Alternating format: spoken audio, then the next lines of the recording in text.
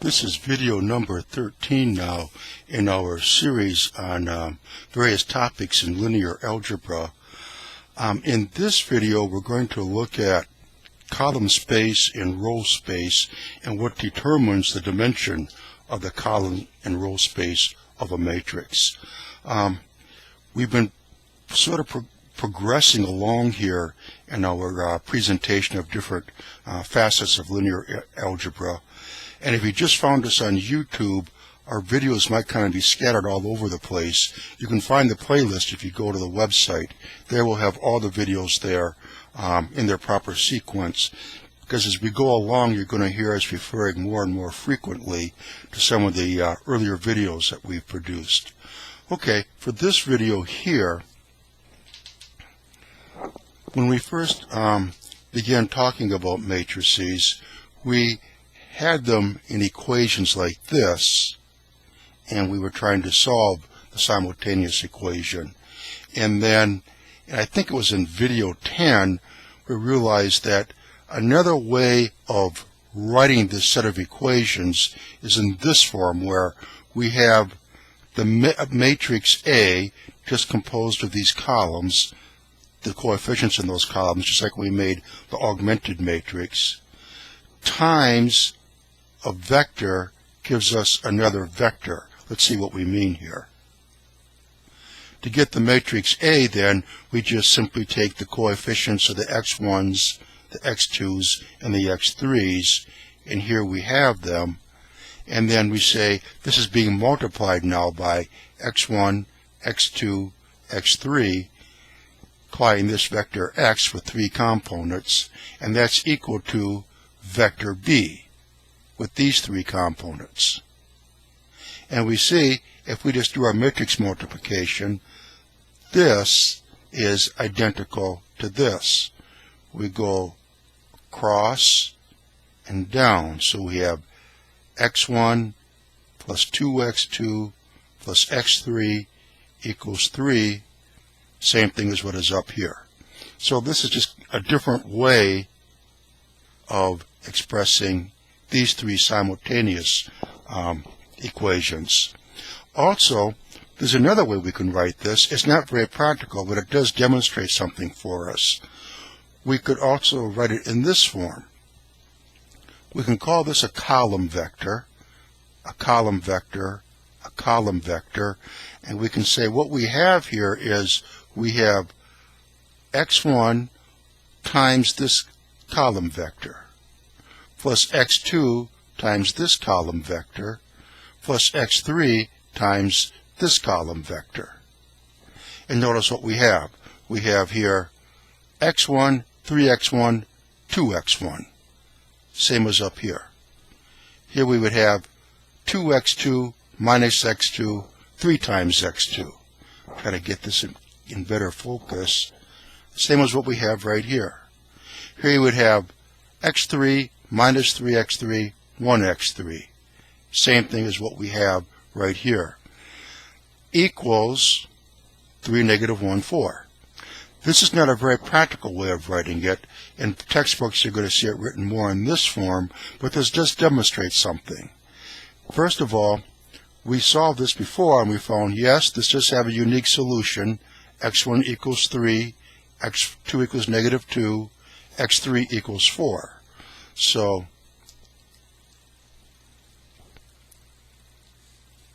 that's 3, this negative 2, and this is 4. So what this means, or another way of restating the problem, is that this vector here is a linear combination of these vectors. And these vectors are what we called the column vectors in the matrix. So the fact that x1, x2, and x3 exist, we found a real solution for this. The other way of saying it then is that this vector here lies in the column space of this matrix. Why would we say that? Because we see it right here. Here we have a column vector, another column vector, another column vector. multiply this column vector by 3, multiply this one by -2, multiply that one by 4, and you get this. So this vector is a linear combination of these 3 column vectors, which comprise the column space of that matrix. So another way of stating the same problem is that this vector here lies in the column space of this matrix, meaning it can be written as a linear combination of these 3 column vectors. Okay, now suppose that instead of having AX equals B, suppose this is just 0. So then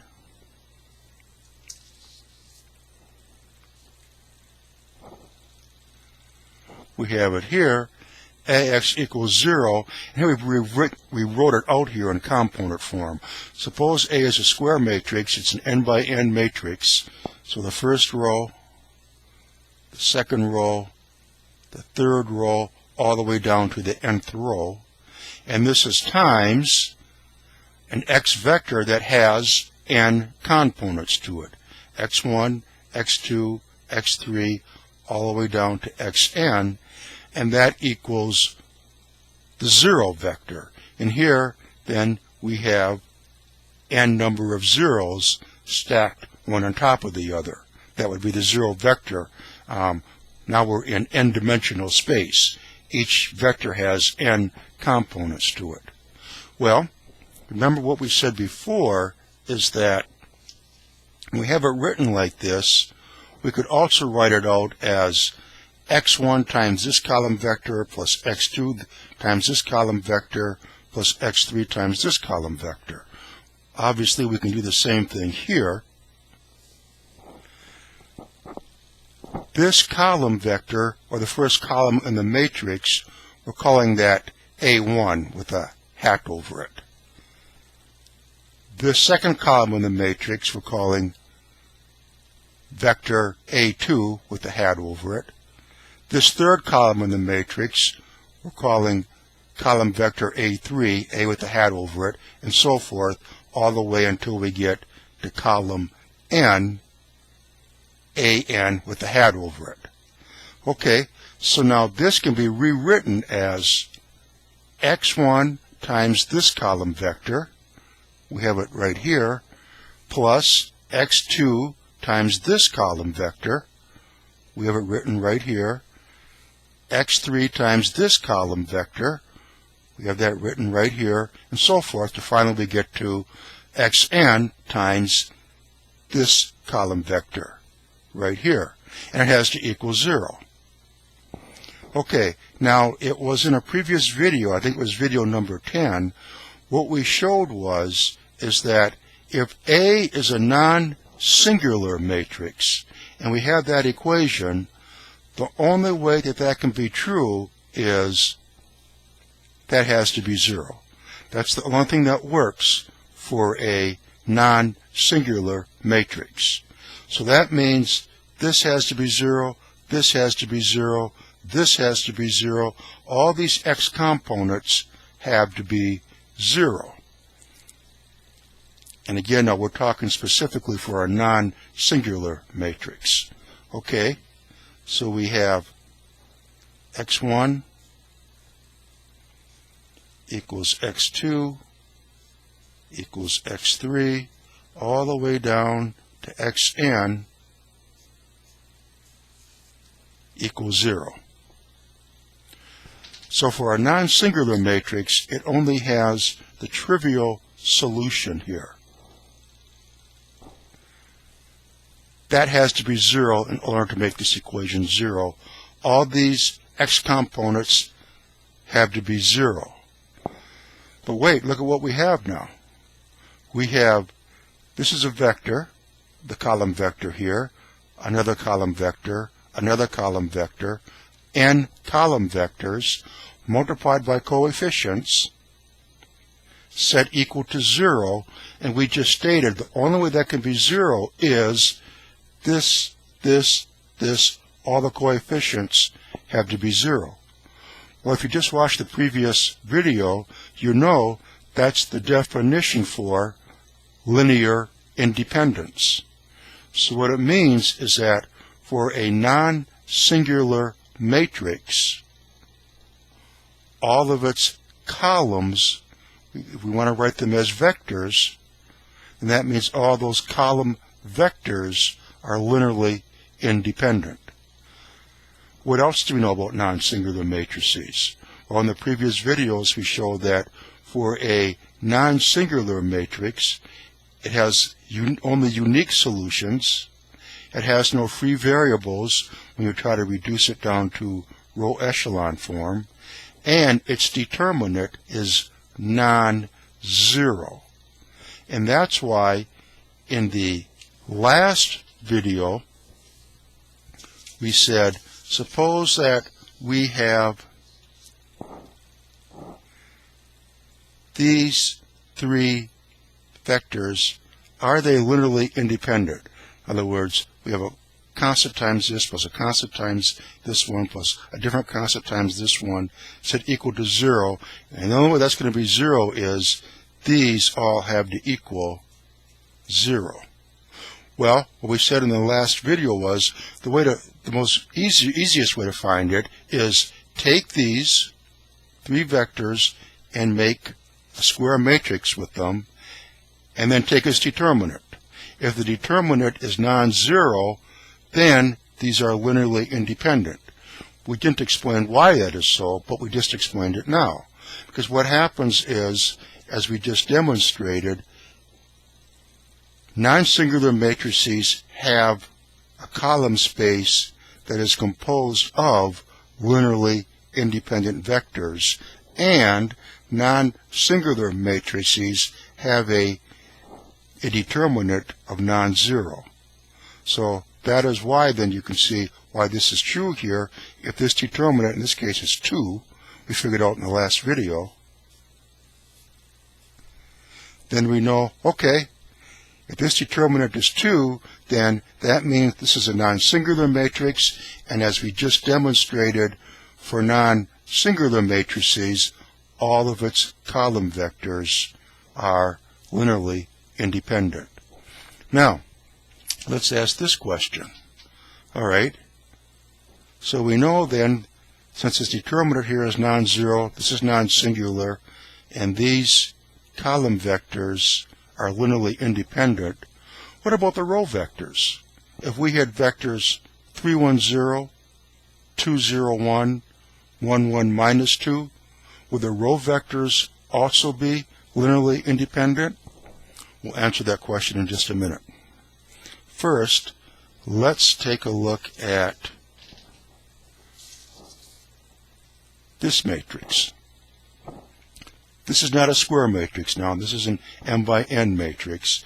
And this is when we work with this to try to get it into row echelon form.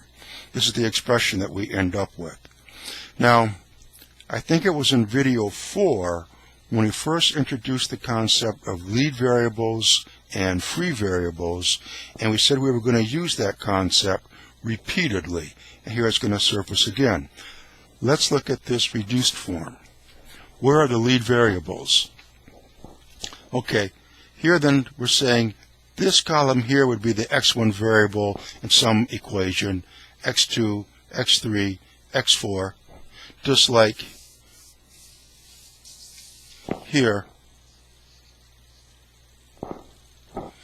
we take the coefficients of the x1s, the x2s, the x3s, and make a matrix with it. So here then, this would have been some equation that has 4 x1, x2, x3, and x4. Here's the equation we made with it. Here it is now in reduced form. All right, where are the lead variables?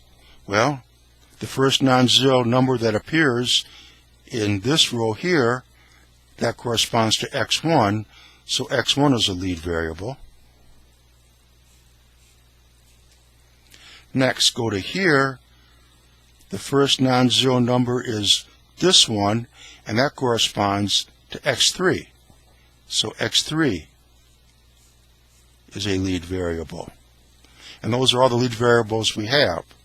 The other variables left over, x2 and x4, those are free variables. And that's why this equation here, if it is consistent, it would have an infinite number of solutions. Here's what we want to point out. This row has a lead variable. This row has a lead variable. And look at this as a row vector. These are linearly independent. There's no number that I could multiply this one by and get this one, because here we have a non-zero number and here we have 0. Likewise, there's no number we could multiply this one by and get this one. So what this means is that the number of lead variables will tell us how many of the row vectors are linearly independent. Or stated another way, the number of lead variables will tell us the dimension of the row space. This has a dimension of 2 because it has 2 linearly independent vectors. But there's more. Okay, this is a lead variable for x1, and here we have the next lead variable, x3. Well, look at the columns. This column and this column. Those two columns are linearly independent. So we see now that the columns that have the lead variables are also linearly independent. This column and this column. Now this column we could derive from this one just by multiplying it by 2. And this column, that would be equal to 3 times this one plus 2 times this one. Because we have 3 times 1 is 3 plus 2 times this one. 2 times 1 is 2. Add those two together there. 3 times this one plus 2 times this one, you get this one. So these two are not linearly independent. So what this means is that the lead variables identify for us which rows are linearly independent and which columns are linearly independent. Or in other words, the number of lead variables determines the dimension of the row space and the dimension of the column space, both. However, we have to be careful about something. Let's go back to this matrix here. If you check, you will see that this row and this row indeed are linearly independent. What about the columns? Remember, this is a reduced form of this matrix. Okay, let's take a look at this column and this column. Well, clearly, if we multiply, what did we have to do here? Here we had to multiply this column by 2 to get this one. Same thing happens here. Multiply this by 2. 2 times 2 is 4. 1 times 2 is 2. We get the same thing. All right. What about to get this one? Well, that would mean then, if it's the same as this, we multiply this column by 2, or multiply this column by 3, plus 2 times this one. So we have 3 times 1, 2, 1, plus 2 times this one. Negative 1, negative 3, and 1.